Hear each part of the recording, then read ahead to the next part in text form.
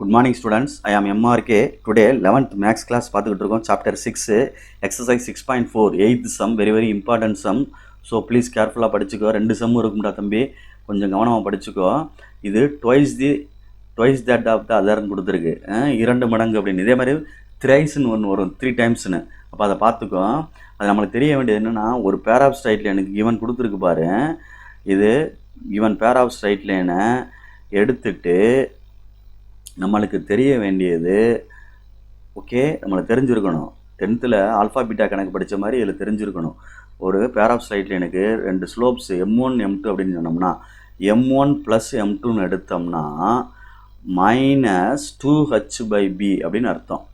ஓகேயா, right.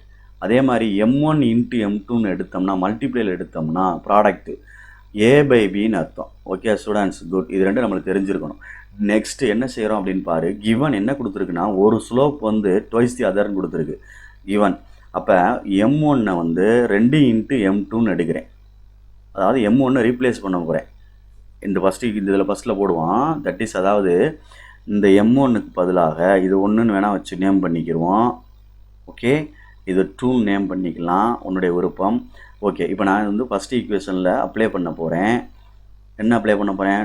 2M2 + M2 = -2h/b.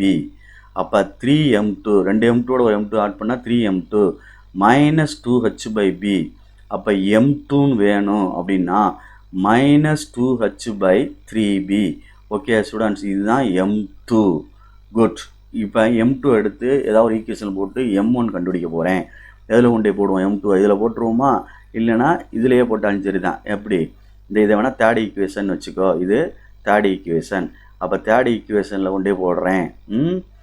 M1 = 2 × -M2க்கு பதிலாக 2h/3b. அப்போ என்ன ஆயிரும்? M1 வந்து -4h/ என்னது 3b. இதுதான் M1க்கு உள்ளது. ஓகே, நெக்ஸ்ட்டு செகண்ட் ஈக்குவேஷனுக்கு வர்றோம். M1 × M2 = A/bன்னு இருக்குடா தம்பி. இதில் M1க்கும் M2க்கும் அப்ளை பண்ண போகிறேன். அப்ளை பண்ணி ஆன்சர் எடுக்க போகிறேன். கொஞ்சம் கவனமாக கேர்ஃபுல்லாக செஞ்சுக்கோ. M1க்கு என்ன? -4h/3b. குட். இதுக்கு என்ன? M2க்கு என்ன? -2h/3b. Okay, right.